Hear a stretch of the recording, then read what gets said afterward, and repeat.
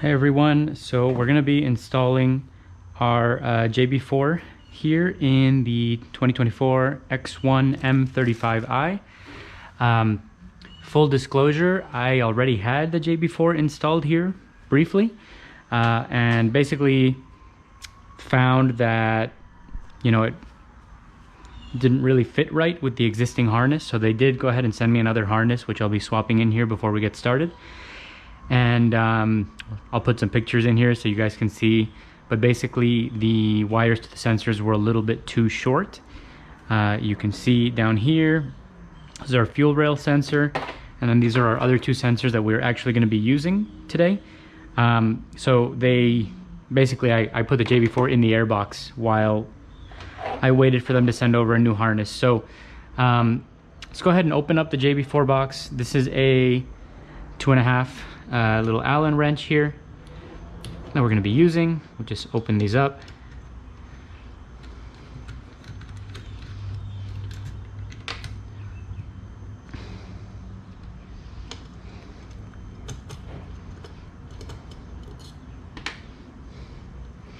And basically, we're going to open this up in order to swap the harness.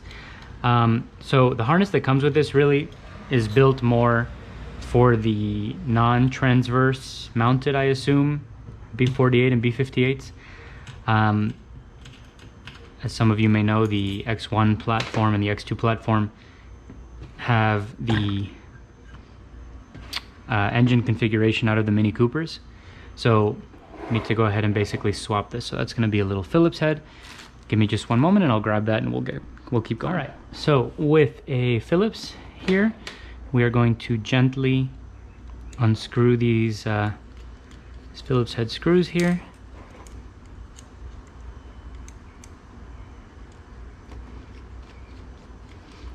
These are just going to be basically finger tight. We don't want to go too tight or too loose. So we'll pop that out. We can see here, if we compare the two harnesses,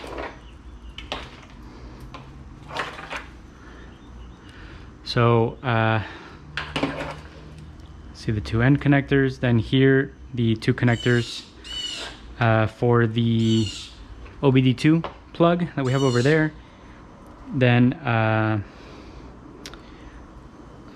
see here, it's quite a bit longer. So we've got that connector, and the fuel rail connector way down here, which we're not going to be using, so we will probably zip tie this just like this other one was zip tied. All right, so let's go ahead and get the old one out of the way here. And we will go ahead and start by screwing this back on. And so this does only go on one way, as you can see. So carefully. And make sure that we don't mess anything up here. Just wiggle this in. There should not be a ton of resistance, and it should click in fairly positively like it did there. And so now just go ahead and drop that there.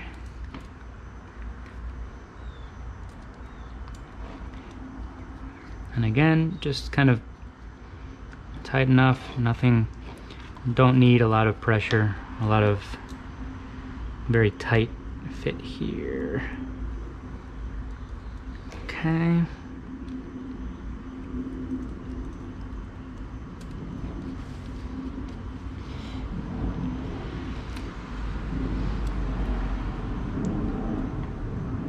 Just so you're aware here as well, for those of you that bought the wireless kit, that's what this is. That allows you to basically control the JB4 through your phone wirelessly. And you'll have to manually add that here again with the Phillips head. Otherwise, you can purchase a wired connector, basically, USB connector that will allow you to go in there and do whatever you need to do. So we're going to go ahead and put this back on here. Should line up for us, no problem. Now we do want kind of a tight fit, especially on this side of the seal, because that seal is what's going to help us keep everything, protected and whatnot. So with that all in, we'll go ahead and start here with our Allen. Not necessarily a rule on this, but I typically like to go just shy of hand tight.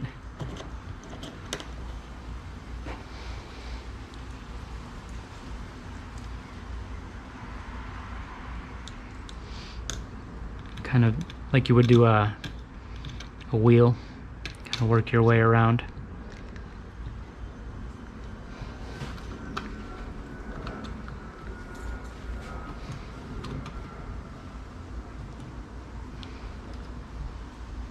All right, so now give it a little extra. Again, doesn't have to be super tight.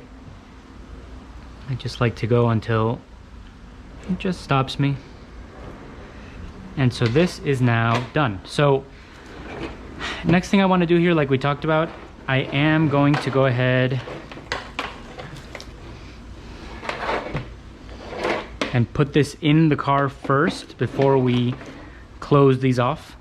One thing I do want to kind of mention or show here about how this all works, you know, these can be a little bit of a pain sometimes, so I do like to just show you what this looks like. I don't know if you can see in there, there's a little lip that pops out, and you can see on the receiving end here, there's a little groove for that.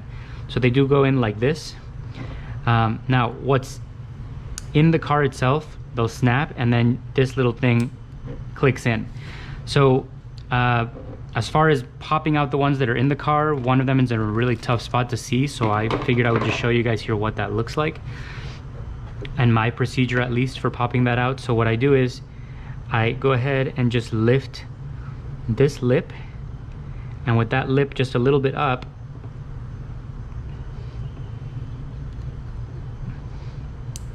you can just pop this out. That's step one. And then you need to, in theory, either push this down, or if you pull this little lip up, you can then slide the connector out. And so you'll see there's one in there that's very difficult to kind of see and get your hands in to maneuver. So this is kind of the technique that I use for that one. Right? Okay, so let's go ahead and now disassemble on the car side. All right, so the next step is gonna be our disassembly. And basically what we always wanna start with here is unplugging the battery. So I'm gonna get a couple of pick tools here. That's pretty much all we're gonna need to start this off. So first thing you're gonna do is pull off this weather stripping. Just set that aside here. And we're gonna pop this out. Okay, just get that loose. And we'll go ahead and use one of these pick tools. And this is much easier after I've now done this a couple of times, so you know, don't be discouraged if it doesn't seem this easy. So essentially, I'm gonna go ahead, and this little top piece is like a plunger. So we're gonna just kind of work our way around this carefully, pulling that up.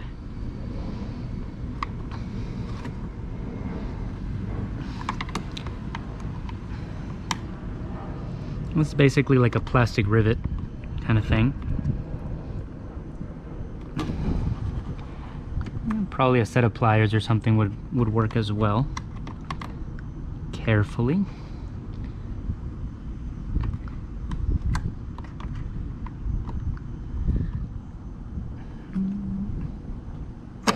There we go. See, this just pops out. The further up this thing is, the easier this flexes. So we're gonna do that one, and then we'll do one on this side as well.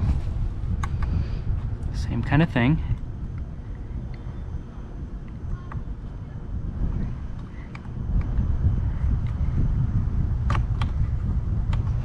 Sorry, I know it's hard to see.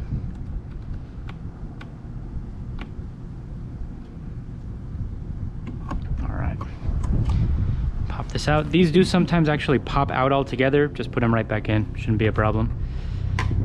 And so once that's done, kind of pop this piece up. And that's why we removed this little thing here, so it wouldn't be grabbing onto it. And this comes right out. All right.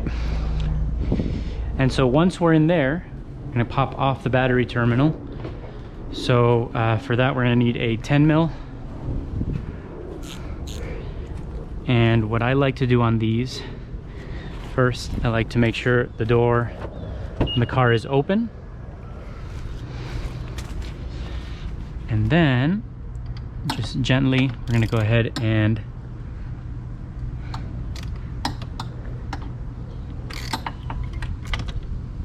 gently unscrew this just to loosen it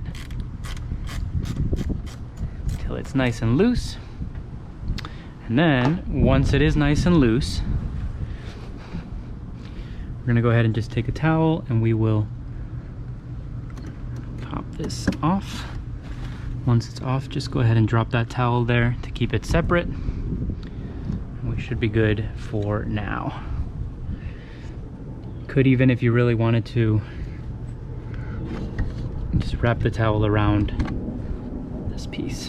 All right, so next thing we need to do is we need to pull off this cowl as well and this strut bar so that we're able to run the harness through this little hole right here.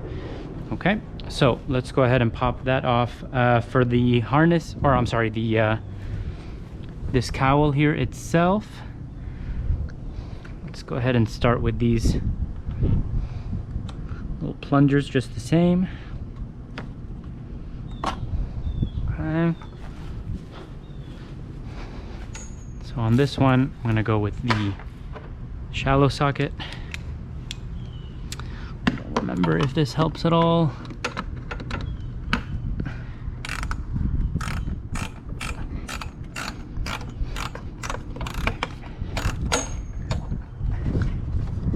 Okay, and once that's a little loose, just pop this off and just use your socket to slide it out.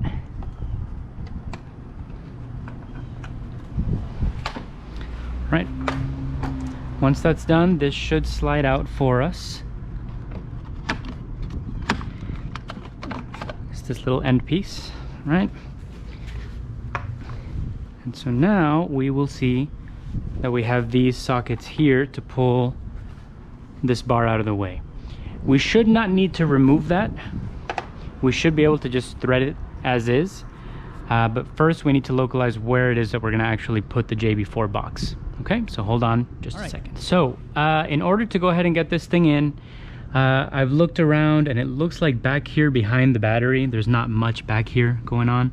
I think that's where we're gonna end up putting the JB4 box itself, and then we'll run the wire harness up this way to the engine. We will run the OBD dongle this way out there. I'll show you where, and we will go ahead and just have the wireless connector kind of aiming back towards the driver. So in order to make sure we have all the room we need for this, I'm gonna go ahead and remove some of the ducting here for the airbox. This part should be very similar for stock, because really all we're doing is we're removing with a T27, removing these plastic bolts here that hold on this, which is part of the OEM airbox.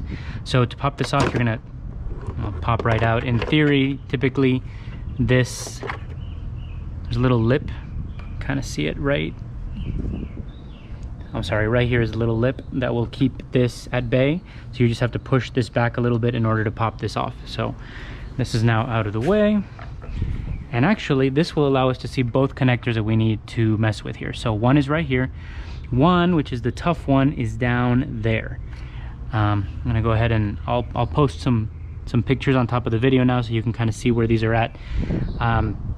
This one's very easy. That one's a little more tough, but again, not very difficult at all. So what we're gonna do is we're gonna go ahead and take the JB4,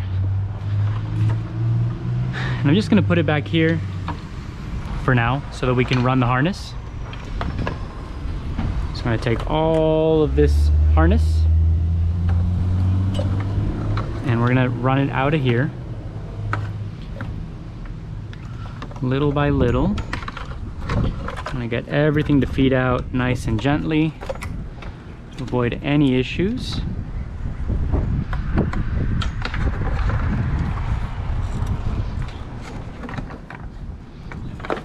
Okay.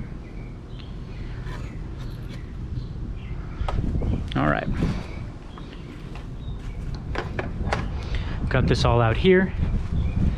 So this little piece is going to connect to something that goes over to the OBD2. So we want to keep that where we can find it again. And we're going to want to go under this tube, and maybe we should have done this before we ran the harness out and ran it through here, but it looks like we should be okay.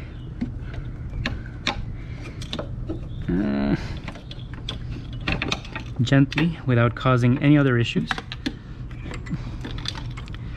And actually what I'm going to do more than likely is I'm going to just go ahead and zip tie this like this, so that it just aims up when we drop it back in there. So let's go ahead and grab a zip tie here and a scissor.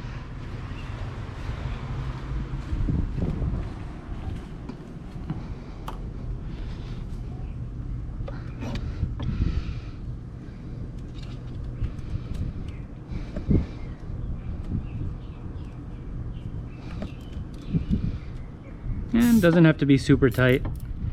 We just don't want this to slip back down, so just tight enough for that.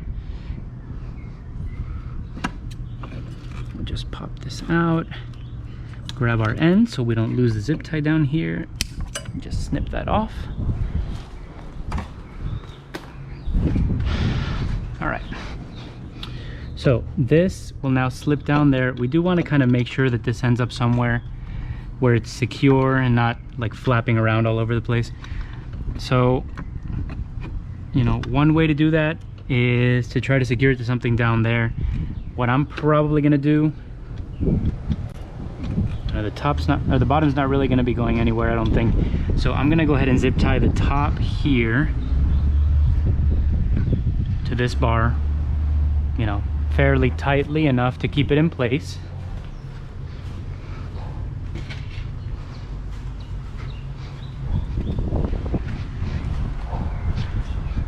And you know what, I'm not going to go too tight just yet in case we need to maneuver a little bit with our install here. But we'll now continue running the harness. This harness they made for me was kind of some sort of custom made situation because they didn't, I believe, have a harness for this platform ready.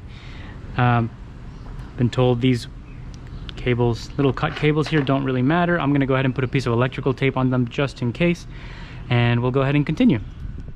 And just put a little piece of electrical tape here. Shouldn't be a big deal. They told me that those wires don't actually run to anything. They're not pinned to anything, so shouldn't make much of a difference. But let me just show you here. So these cables here, black, red, yellow, go to this sensor in front of the engine, manifold. And then the ones on the throttle body down there are the black and brown. Okay, so I figure let's go ahead and just kind of, you know, run these so that we can, you know, clean up the slack and whatever else, however we need to. So I'm going to remove this this little bolt here as well. That's going to just give us a little room to get underneath this for that bottom plug. And just gonna go ahead,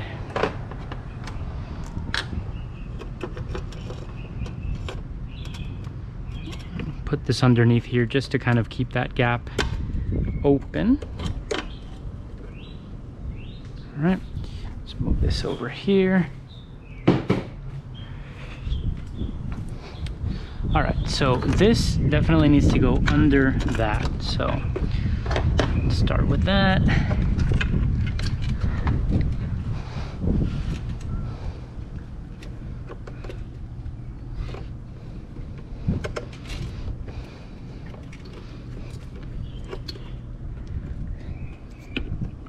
All right, and so we've got that connector down there. I don't know if you see it.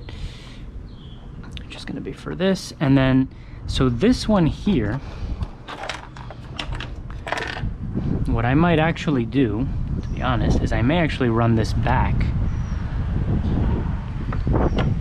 behind the cowl, because this cable is not needed. All right, so let's just put that there for now until we figure this part out. So we're gonna do this one first, like I had taught you guys previously. So again, we are going to just lift this black part just a little bit and pop the white out. You saw how that popped out. And then here we can just press this down and pull, or if we want to be extra sure we're getting it out, we're not going to cause any damage. You see the little black tab down there? You can just get a pick tool just under it, lift it just a bit, and then you can wiggle it out. You may have to lift a little more than you're expecting to, but that's pretty much what it would take. So then all we do here is essentially replace these connectors. So pop that on, clip it, and same with this one. We're going to, like I showed you, there's a little little extrusion there that lines up with this extrusion, so you don't put this in upside down. Same thing, pop it in, clip it, and this side of the harness is done. So all right, now let's go ahead and got a little light in here now, just a little.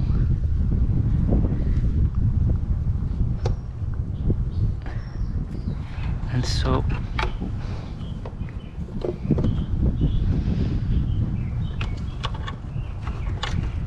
there we go. Carefully so that we don't lose this thing, but just like we did for this one out here. There we go. I'm gonna pop off this side first.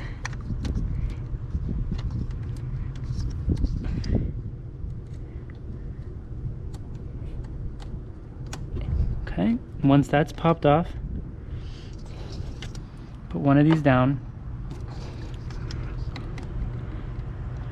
pop up little black tab on the other side. The 90-degree one may be a little better for this.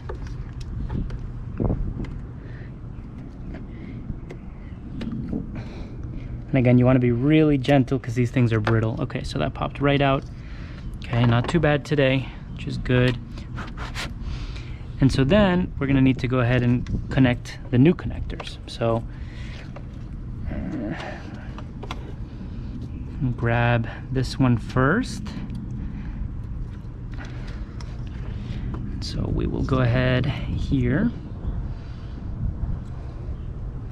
And again, line these up. They only fit one way. Clip, like we talked about before. Now this one's kind of tough to get here. Kind of have to finagle it a little bit. And you know, you can really only get like 2 fingers down here.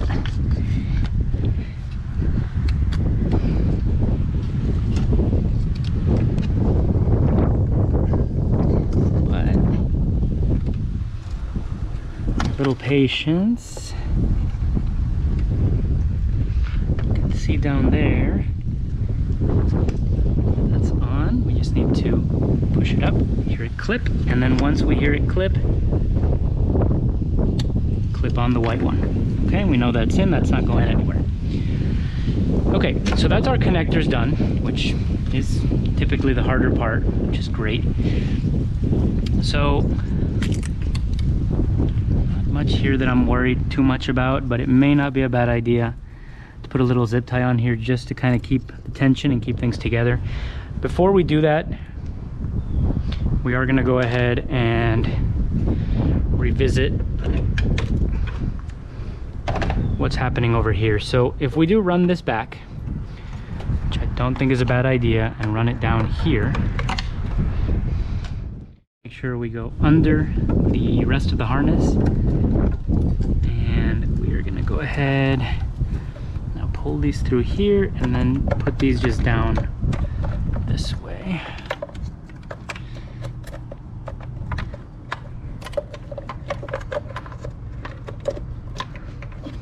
There into no man's land where there should be pretty much nothing. And so put a little slack in here. Right. Could have gone under this, a little late now at this point, but should be fine right here. So I'm gonna go ahead and zip tie this a little tighter. And again, this is gonna keep this from flapping around too much. We still have this over here, by the way, which we're gonna go ahead and connect later. But this should be just fine there. So let's cut the slack off. All right, and so now kind of gauge what we have left. If the wires are a little loose, it's not really going to be the end of the world. We want to avoid getting this too close to anything very hot, and so if we wanted to run these kind of around this way, we could do that as well, or even under the airbox. That should be okay there, really. Just gonna bunch these here because that's where that's going to come out from. And then so down here, if we wanted to, we could kind of gather these and put one more zip tie there just to kind of keep everything a little more taut.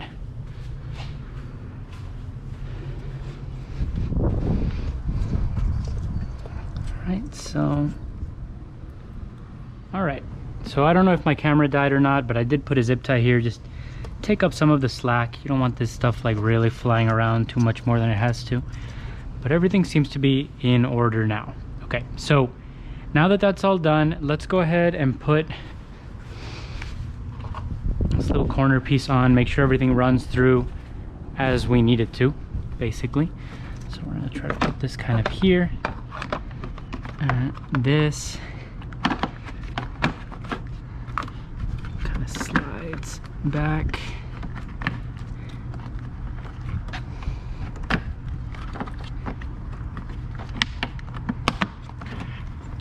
There we go. So everything seems to fit out of the hole just fine.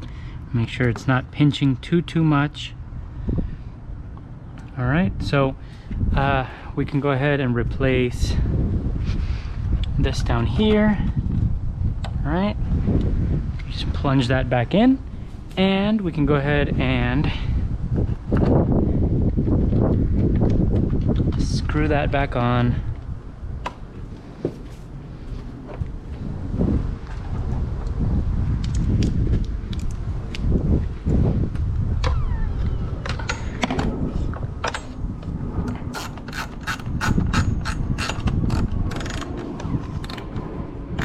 Definitely a pain in the butt location, but doable. Again, nothing needs to be too tight. Keep in mind these are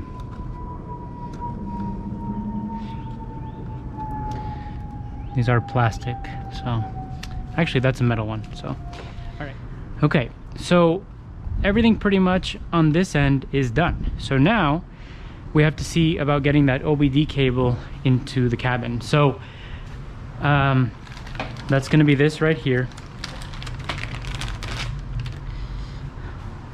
So this connects to the harness, and then this connects in the car. So the issue is, in some models, you might be able to see down here, there's a little hole that you can kind of plunge through. This does have that. I think that's typically where the clutch line would run through on a manual car. On these, it's usually just wide open once you pop that little cover off, but it was not in this one, and honestly I didn't want to mess with that too much. So instead, what I think we're gonna do is we're gonna run this around here and kind of in underneath this trim piece, and then it'll just pop out down here. When it comes in here, we'll see what we do, if we cut a little slit in this one, or how, you know, if we just have it come in some other way, and then it's going to plug down here. So let's go ahead and start on that. Let's close this. Again, we don't have power, so I don't like to close the door altogether, but just, you know, put it together. And so obviously this much larger side is not going to come through, so we want to make sure we leave this inside. And the idea here will be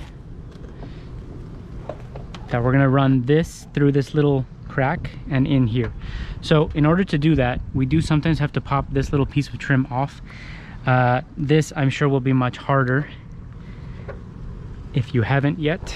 It took quite a bit of effort to pop it off initially. Don't really have a perfect practice for it, but there it is. And so once that pops off, you'll see this has a little hook down here. So what we need to do here is we need to run this way, and that will come through there. See that? And so we're gonna run this in this little crack, and we should be happy there now. So here now, what we're gonna do, let's see, this thing popped, kind of broke here on us. It should just pull right out in theory. All right, so they're back in. So you see these just slot up, so you gotta pull up. Now, before we slide this back in, we wanna make sure we kind of push this up, pull it back down, and then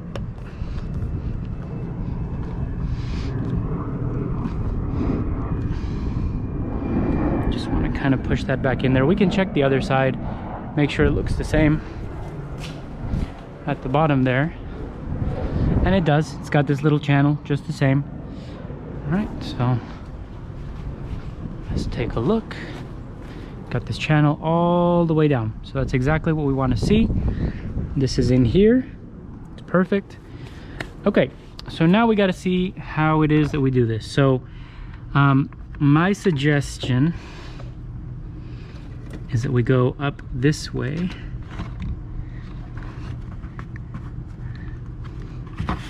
Actually, you know what?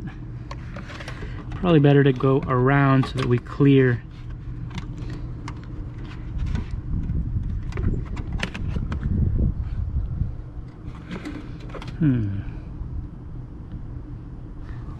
Let's see how this assembly comes down.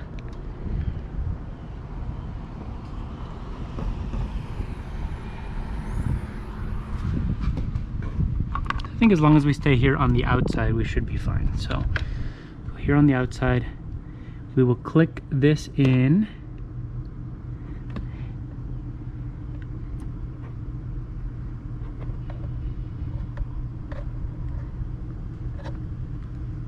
There we go. Yep, it snaps that way.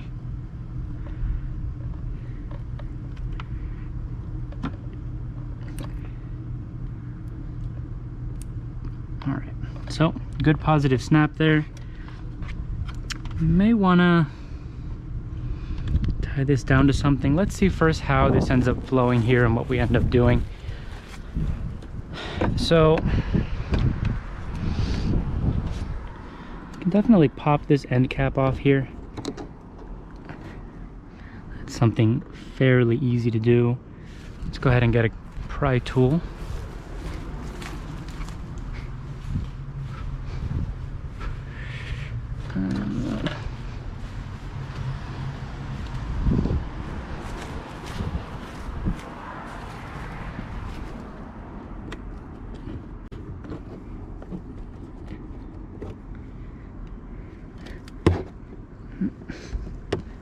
You want to, of course, do this carefully and minimize the damage that you may or may not cause. But this side piece should just pop out like that.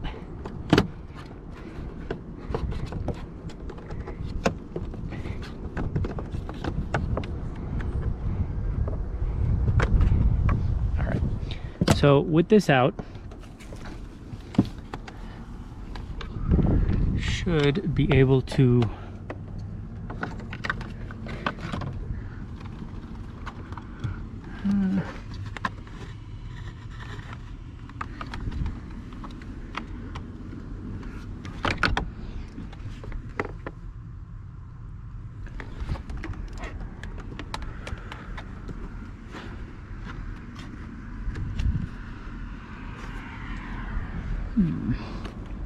and pull this out.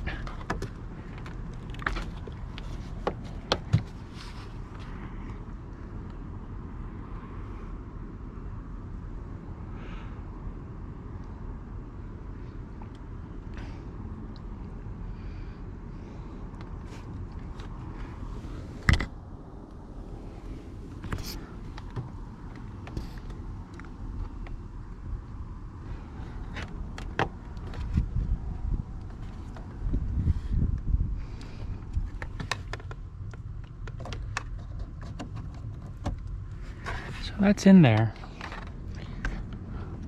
I really don't want to mess with this too much because this is quite thick.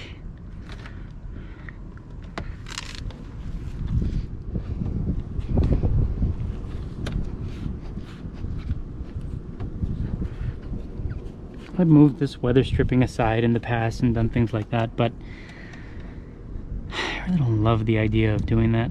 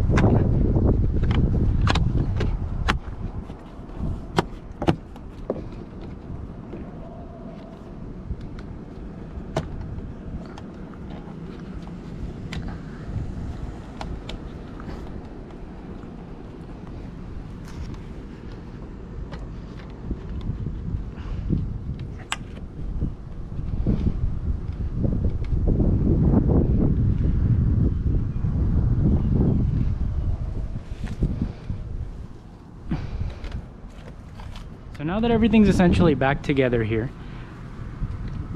and we're fairly happy with the placement of everything, we are going to go ahead and basically connect the battery back up, make sure everything runs, turns on, all of that jazz. So we're going to do that. Make sure that slots all the way back down.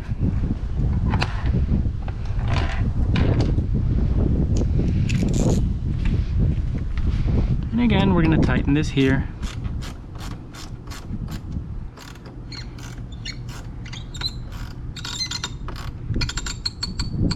Don't go too crazy, but make sure it's not going anywhere. Get this out of the way. Get a lot of this stuff out of the way now. Let's go ahead and get this one back on. This always somehow ends up with one of these little legs out, which I don't love. These, to put them back in, you don't have to screw them, you just kind of mash it back down and go ahead and put this down, and we will try to start the car. All right, so we're gonna go ahead and jump in the car now. Go ahead and start it up. Expecting a check engine light more than likely. Yep, there it is, you can see it. So let's do a couple of things. So I'm gonna go ahead and record my screen here. So I'm gonna go ahead and open the JB4 app. Now there's a little setup that needs to happen. I've already done that setup. So mine's already working. There's plenty of videos out there on how to do that. But you can see here, we're now receiving information from the car. If I rev, you see the RPMs go up.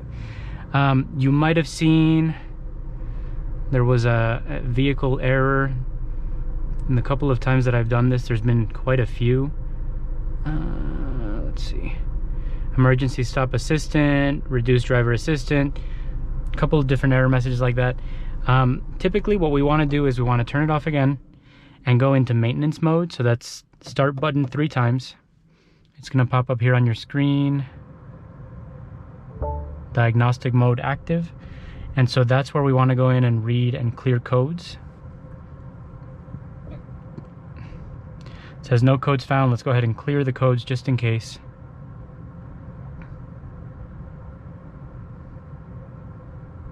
Okay, no codes found. Let's go ahead and do another startup. Check engine light did clear. As you can see, still seeing some kind of error messages here. In my experience, after a little bit of driving, those should go away, but everything is here. Everything does seem to be working. Let me go ahead and just put this back down to map 0 for a moment. Back to map 1. I did some logging with Burger, and even though I'm in Florida running 93 octane fuel, they suggested staying on map 1 for now. You can see here that's plus 3 psi. Map 2 is just plus 4 psi. It's not a big difference, but they're basically they're wanting to add some logging parameters so that they can keep a better eye on things before they suggest going up to map 2. Okay, so everything looks like it's doing okay in here. Let's turn this off. I do want to just go ahead and open here, see how this looks. I don't want this thing to be too squished, but you know, again, it's between some soft stuff here, so I'm not particularly worried. You know, we could maybe put a little piece of tape or something there just to make sure we keep it where it's at, but I think it's okay as is. I want to just flip this here, and yeah, so let me go ahead and basically get everything buttoned up, and we'll go for a quick drive. Let's put everything back together here. Go ahead and grab this piece. Like we talked about earlier, you want to make sure this slots in on either side here, and you want to make sure that these things all line up, because one of these little legs always ends up out somewhere it shouldn't be. And then once this is in, see here, that's a little click on that I was telling you about earlier. So again, on these two, like we talked about, no need to screw them in, shove them down. Go ahead, throw this on now. You may want to kind of start from the center, but you want to maybe kind of line it up here on the edge, and then kind of shove it down under the middle piece. And again, this may be harder for you guys who have never done this. It's because everything's as it is from the factory. But you see here, that's slotted in. You can see this little middle marker slots in, and then we want to clip this back in. And then we need our two rivets for right here. And again, you just put it in and then shove the thing down.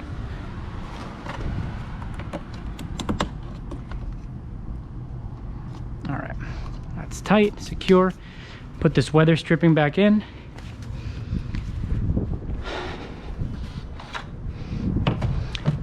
And it's gonna go over this kind of ribbed looking section here. All right, so that's an easy way to know. So work your way kind of towards the middle, and then pick it up here on the other side, and it should line up pretty perfectly there. Make sure you get all your tools out of here. You don't want to have issues with that later.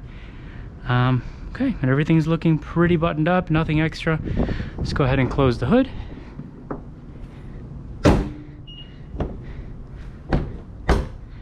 Okay, and we will go ahead and get on the road. So in my experience, the first couple times after you install one of these things, you may end up with error codes. Once I figured out clearing the codes in that maintenance mode, that's one thing. If you clear them and you're not in maintenance mode, it's not going to clear them.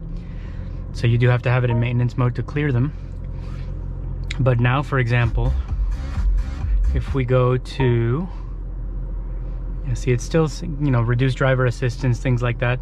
So I do want to just go ahead and do a quick lap around the block here. Parking assistance malfunction. So let's go ahead and just do a quick little lap here around the block. Gotta clear all the cars in the driveway here.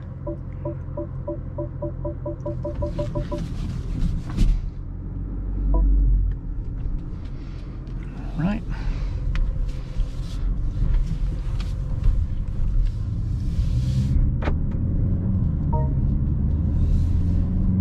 Four-wheel drive. I mean, it's gonna give you all kinds of error messages at first. Just give it a little time, drive it a little bit, And once you've done a little bit of that, I would suggest we go ahead and clear those codes again. All right, so while we're moving here, let's go ahead and do another screen record.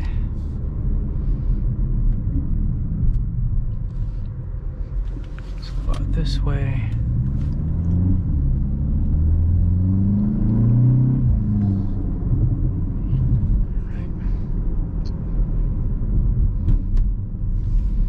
So you can see that these are now coming up. We're getting some data here. We can go ahead real quick before we pull out on the main road here. Go back into that maintenance mode. Diagnostic mode, read codes. Delete codes.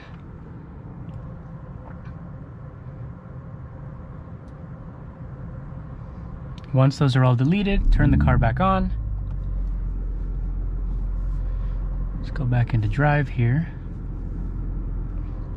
Again, no check engine anymore.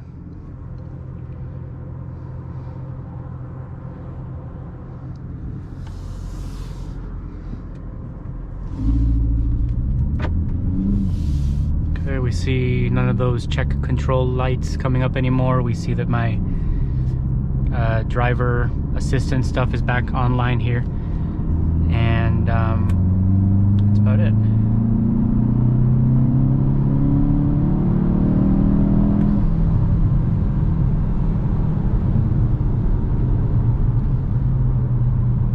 Seems to be pulling okay.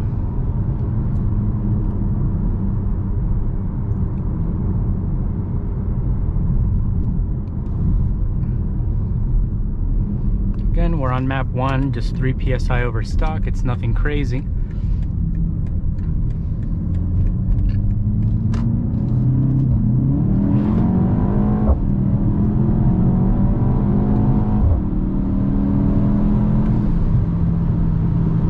No issues, feels good.